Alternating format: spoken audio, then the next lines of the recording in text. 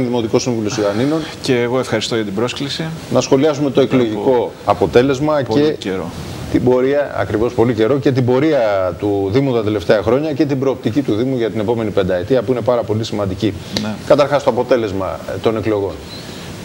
Το αποτέλεσμα των εκλογών θεωρώ ότι ήταν λογικό με βάση τους αριθμούς.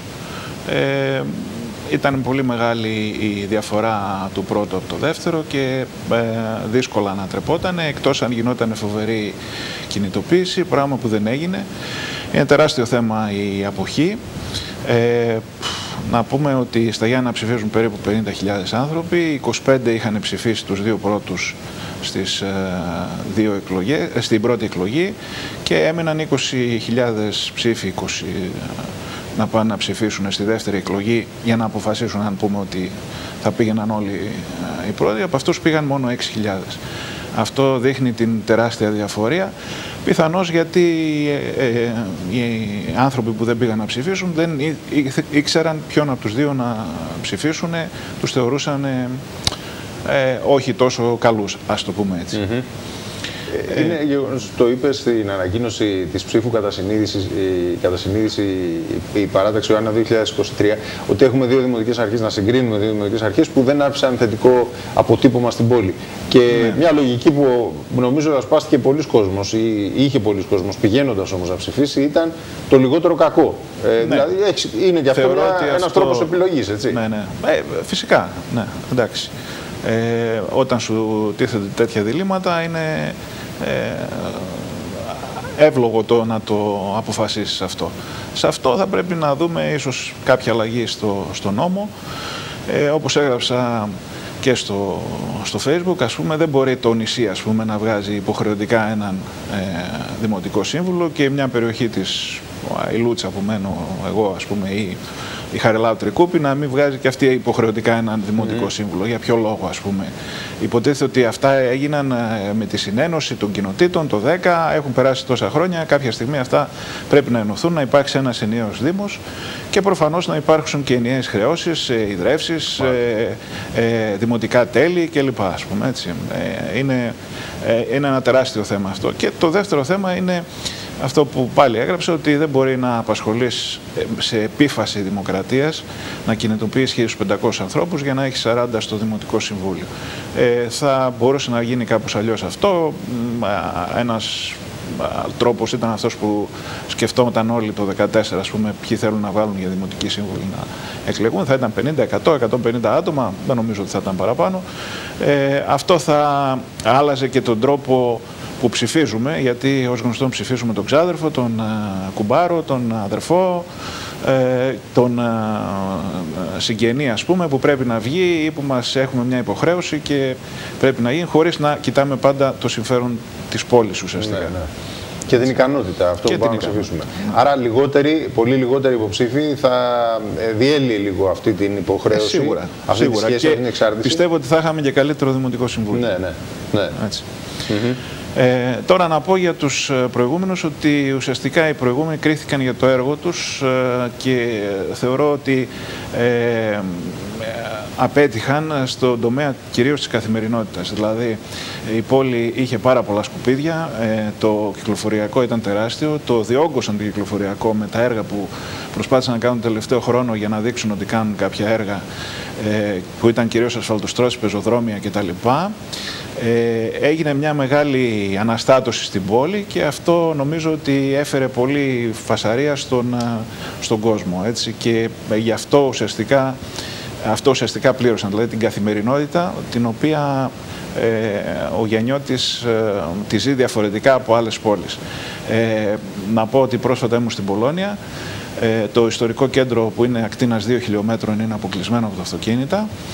Ο κόσμος περπατάει πολύ, έχει ποδήλατα, απαγορεύεται η είσοδος αυτοκινήτων στο ιστορικό κέντρο. Εμείς στα Γιάννενα θέλουμε να πάμε στο μαγαζί μας και να παρκάρουμε απ' έξω με το αυτοκίνητό μας, χωρίς να μπορούμε να το βάλουμε σε κάποιο πάρκινγκ. Δηλαδή, εγώ πάρκαρα και έκανα 1/4 για να πάω στο κέντρο της πόλης, που ήταν το κατάλημα που έμενα, περπατώντας. Το πάρκινγκ δηλαδή από το κατάλημα ήταν 1/4 περπάτημα, δηλαδή 1 με 1,5 χιλιόμετρο. Σκεφτείτε αυτό στα Γιάννα να γίνει, θα πιάσει από την Λιμνοπούλα μέχρι το τέλος της Οδόνης, που σημαίνει, σκεφτείτε το αυτό χωρίς αυτοκίνητα, πώς θα αντιδρώσει ο Γιαννιώτης, έτσι. Έχουμε λάθος νοοτροπία και αυτό πρέπει να το δούμε. Και βέβαια πρέπει να γίνουν και περιφερειακά πάρκινγκ. Μια τεράστια λύση θα μπορούσε να είναι κάτω από το Χατζικώστα. Εμείς λέγαμε παλιά στο παλιό Χατζικώστα, κάτω στη Μαβίλη. Υπάρχει ένα τεράστιο οικόπεδο εκεί, το οποίο νομίζω ότι ήταν σε πώληση, δεν ξέρω αν πωλήθηκε ή αν δεν πωλήθηκε. Θα μπορούσε ο Δήμος να το εκμεταλλευτεί, να το αγοράσει και να κάνει ένα πάρκινγκ για τους πολίτες με πολύ φθηνό, €1 συμβολικό εισιτήριο απλώς για να μπαίνει ο κόσμος μέσα, και εκεί θα μπορούσαν, σας λέω 12 στρέμματα, θα μπορούσε να παρκάρει η μισή πόλη, να παρκάρει εκεί. Έχουν να δημιουργηθούν θέσεις πάρκινγκ από το 2010, έτσι, από την τελευταία. Επικόντα ήταν τελευταία. Επικόντα, ναι, που κάνανε στον Παραλίμνιο. Μπορούν να το κάνουν και από την άλλη μεριά και προφανώς μπορεί να γίνει και δίπλα στο Πανεπιστήμιο, στο παλιό Πανεπιστήμιο, ένα που έχει τεράστια έκταση.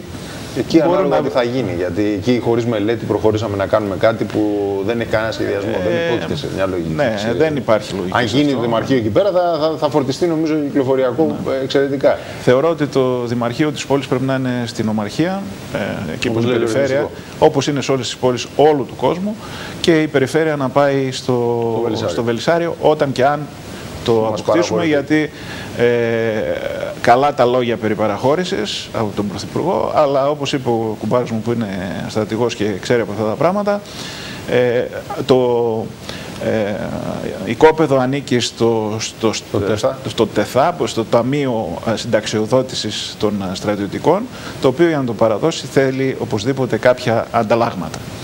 Έτσι, τα οποία δεν ξέρω αν τα έχουμε και τι ανταλλάγματα μπορεί να είναι αυτά. Είναι μια πολύ σκληρή διαπραγμάτευση. Έχει πει ο Νίκος Ογκώντας, που είχε την εμπειρία της προηγούμενης διαπραγμάτευσης, όταν είχε υπάρξει τότε μια συμφωνία, και το ότι υπόθηκε προεκλογικά από τον νυν Πρωθυπουργό, αυτή η υπόσχεση, το ότι δόθηκε προεκλογικά, γεμίζει έτσι με αρκετές επιφυλάξεις πολλούς από εμάς. Μακάρι να το πάρουμε, γιατί είναι όνειρο της πόλης για όλα αυτά τα χρόνια, όπως κοινοποίηση του γεννιώτικου σαλόνι, όπως και πολλά άλλα. Άρα λέτε ότι η καθημερινότητα είναι αυτή που έφαγε και την σημερινή Δημοτική Αρχή, όπως έφαγε και την προηγούμενη. Έτσι, γιατί και το 2019 ξανά για την καθαριότητα μιλάγαμε. Την καθημερινότητα. Και για να πω και κάποια άλλα, χάσανε και το μεγάλο στοίχημα για τα σκουπίδια. Δηλαδή, το μικρό στοίχημα ήταν να καθαρίσει κάθε μέρα την πόλη. Στο δρόμο μου έχει να περάσει καθαριστής εδώ και 10 μήνες, 15. Ενώ χάσανε και το μεγάλο στοίχημα, δηλαδή τα πράσινα σημεία που ήταν να γίνουν, που δεν προχώρησαν, τη μεταφορά του εργοταξίου που ήταν να γίνει να φύγει από τον Άγιο Νικόλαο και να πάει εδώ στην Ιάρχο που γίνεται τώρα, το οποίο δεν προχώρησε καθόλου. Δηλαδή αυτά τα είχαμε ψηφίσει όταν ήμουν εγώ το 18, το 17-18 ας πούμε. Και ακόμα γίνονται. Φανταστείτε δηλαδή πόσο πίσω έχουμε μείνει σε αυτό το πράγμα. Έτσι. Εντάξει, χάσανε και άλλα στοιχήματα, όπως το πρόγραμμα Ηλέκτρα, ας πούμε, που είναι και στην ειδικότητά μου και ξέρω αρκετά, που είναι ένα πρόγραμμα ενεργειακής αναβάθμισης των κτηρίων, το οποίο θα μπορούσαν να πάρουν αρκετά χρήματα από αυτό και να χρηματοδοτήσουν, ας πούμε, φωτοβολταϊκά στις στέγες στα σχολεία. Τα σχολεία να γίνουν ελεύθερα ενεργειακές κοινότητες μικρές, ξέρω εγώ, για να παράγουν ρεύμα, τουλάχιστον να είναι αυτόνομα ενεργειακά. Να μην χρειάζονται να βάλουν αντίθεση. Το πρόγραμμα των 100 κλιματικά ουδέτερων πόλεων, που είναι μια πρόκληση τώρα πολύ μεγάλη, με πολλά χρήματα να διατίθενται, αγωνιστικά όμως. Το θέλει πάρα πολλά πράγματα.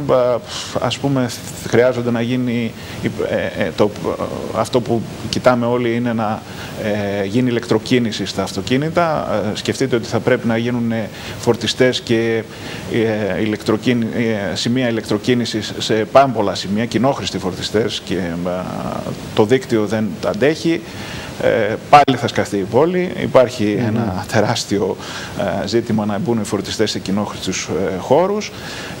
Πάλι θα πρέπει να γίνει για τα σκουπίδια.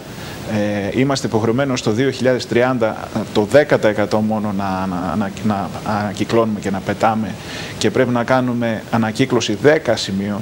Εμείς δεν έχουμε, αυτή τη στιγμή έχουμε 2 κάδους, από τις οποίες πολλές φορές τον ένα κάδο το φορτώνουμε στο πράσινο, τον μπλε τον φορτώνουμε στο πράσινο. Φανταστείτε τώρα να έχουμε 10 κάδους, και τι εκπαίδευση θέλει ο κόσμος για να καταλάβει αυτό το πράγμα, γιατί ακόμα δεν έγινε εκπαίδευση στους ανθρώπους για να πετάνε. Βλέπετε ότι υπάρχει προετοιμασία έστω και ελάχιστη στο θέμα αυτό των 100 κλιματικά ουδέτερων πόλεων, γιατί η υποχρέωση τρέχει το να καταθέσεις προτάσεις άμεσα, εφόσον θα είναι ανταγωνιστικά τα πράγματα. Δεν είδα και δεν ξέρω αν υπάρχει. Είδα ένα μικρό. Ένα 15 σέλιδο, μια μικρή εισήγηση. Πέραν αυτών χρειάζεται λεπτομερείς μελέτες, χρειάζεται να μπουν χαρτιά κάτω να σχεδιαστούν, χρειάζεται ειδικό προσωπικό εξειδικευμένο. Δεν ξέρω αν η τωρινή Δημοτική Αρχή το έχει κάνει αυτό ή γενικώς το τελευταίο διάστημα από τον Φλεβάρι, Μάρτι και μετά ασχολήθηκαν αποκλειστικά με τις εκλογές και όλα τα άλλα πήγανε πίσω. Ναι. Έτσι.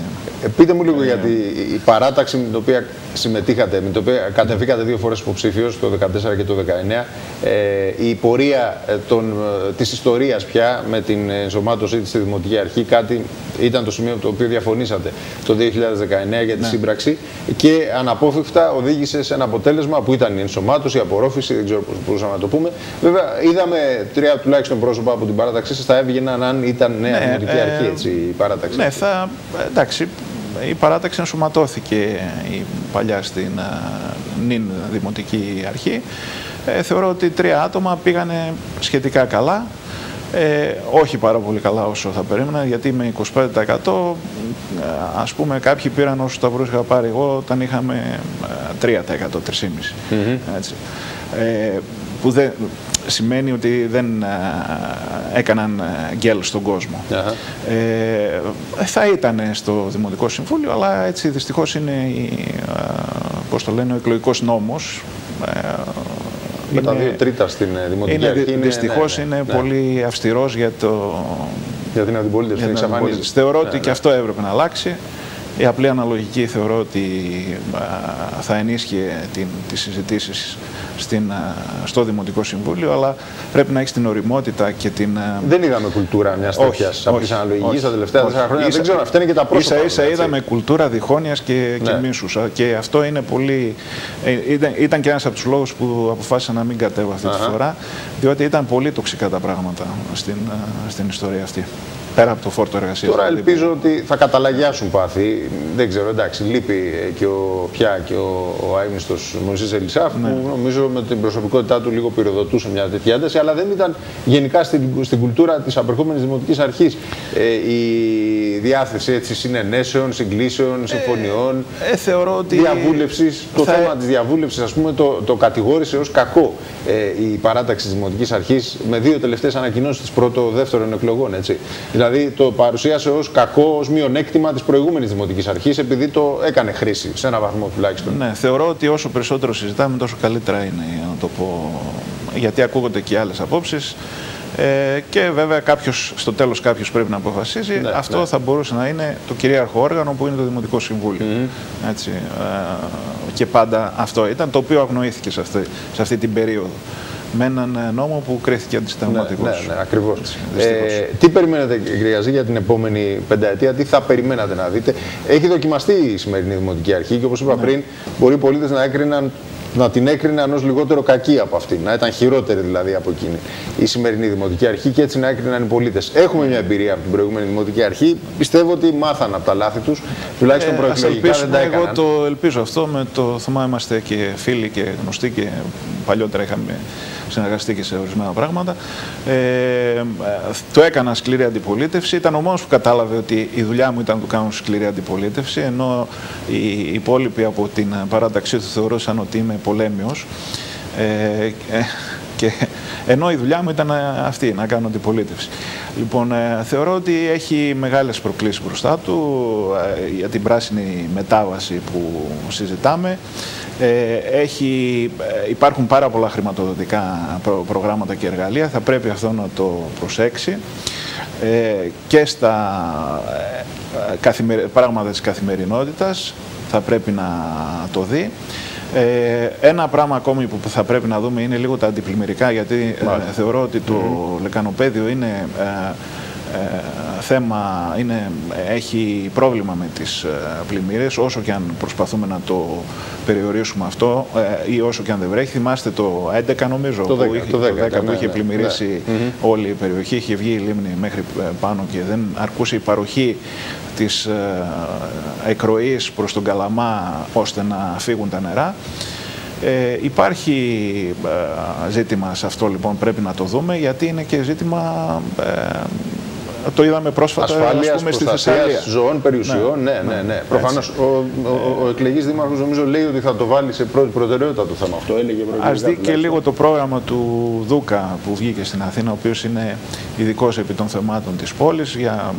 Ο άνθρωπος μιλάει για φυτεύσεις. Το είχαμε πει από πιο παλιά ότι τα δέντρα έχουν γεράσει πια και χρειάζονται μια ανανέωση και στο δασίλειο επάνω κλπ. Και στην πόλη μέσα χρειάζονται φυτεύσεις. Μιλάει για πράσινα δώματα, δεν ξέρω αν είναι εφικτό στα Γιάννηνα και πόσο μπορεί να γίνει αυτό και πόσο να τηρείται αυτό, και κυρίως για το δημόσιο χώρο, ο οποίος αυτή τη στιγμή στα Γιάννηνα δεν υπάρχει. Μου είχε πει ένας φίλος το καλοκαίρι, η Ακαδημία είναι κλειστή, η πλατεία είναι κλειστή. Πού να πάω τα παιδιά μου να παίξουν με τα πόδια? Πρέπει να τα πάρω. Το γεννιώτικο σαλόνι είναι σε χάλια κατάσταση. Πού να πάω τα παιδιά μου να παίξουν? Και είχε απόλυτο δίκιο σε αυτό. Θα έπρεπε, ο δημόσιος χώρος θα έπρεπε να είναι ένας χώρος που να τον χρησιμοποιεί ο κόσμος και να συναντιέται και να υπάρχει. Να είναι περισσότερος, να προσφέρει τουλάχιστον στα παιδιά. Σίγουρα, ναι. Λοιπόν, κύριε Κυριαζέα, σας ευχαριστώ πάρα πολύ για την κουβέντα μας. Παρακαλώ. Θα πάμε μετά από καιρό. Καλό σας βράδυ. Καλό βράδυ.